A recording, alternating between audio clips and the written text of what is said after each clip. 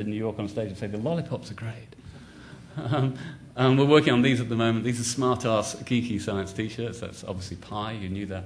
The sort of Tetris Science Museum. We're kind of off and running here, thinking about flags, thinking about how, in partnership with various animators, how we might turn it into a televisual idea. Here's a few examples. We're working with Framestore, who did Walking with the Dinosaurs and do a lot of stuff for Hollywood, so they're really good at making things walk, literally. So this is our walking version, slightly bonkers. Can I say bonkers? No. No, I can't say bonkers. I apologise. Extra. Why not? Oh, okay. Sorry, this is my vocabulary tester down here. Extruded logos.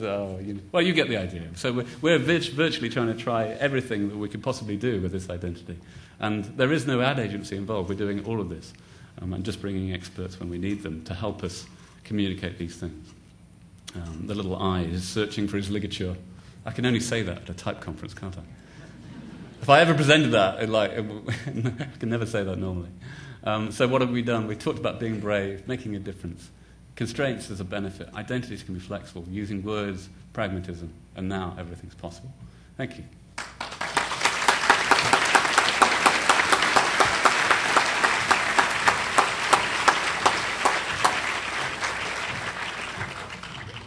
"33 minutes. Very good. Oh. What? Let's change.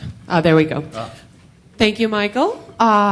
We do have some time for some Q&A. Cool. And I think we have a volunteer here who's going to pass around the mic. Okay, thank you. If you have any questions for Michael, please raise your hand. A volunteer will come over.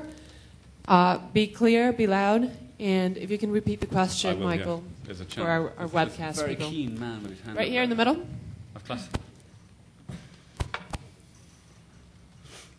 That was lovely, by the way. Thank you. Very inspiring. Hopefully we'll have a few more brave people. You're very Hello. Hello. You told Maybe me not so loud. Hey, gang.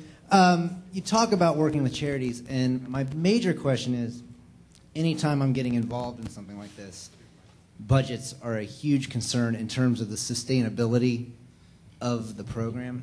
Yeah. How do you guys address that? I mean, we're working with, I don't know, $1.5 million for their total budget for the actual organization.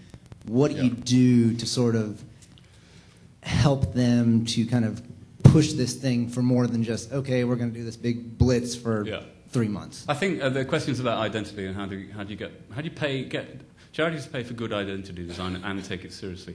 There may be a cultural divide here, which is I think there's a tendency, perhaps on this side of the pond, to see charity as pro bono, and we should do that and we'll do it beautifully, and we'll do the logo and a leaflet and the brochure and we'll get out. Slightly different in London, I think, in that what we're doing is that we don't tell the charities that we'll work for free at all. Generally, we work for about 60% of real fees. I think they quite like that, because what it means is that they can treat us like a proper supplier. We can treat them like a possible client. As I say, we're working on about half money, but we'll never work for zero money, because then you get into that, well, I'll do it when I can syndrome. Yeah, so I think that what you have to do, personally, I think it's best to try and persuade a charity that they should pay something, because then you can treat them like a proper client. That's my view. Let's do a quick little poll. How many of you do pro bono work for free? Okay. How many of you charge? Wow. So I think you're spot on that. Yeah, that's my suspicion, because you even have you use pro bono as a general term. I mean, it's not usual in the UK. Another question? Really? He came all the way from London. One more question. Oh, yeah, sure. Okay. Yeah, we have 10 minutes for questions, so don't be shy.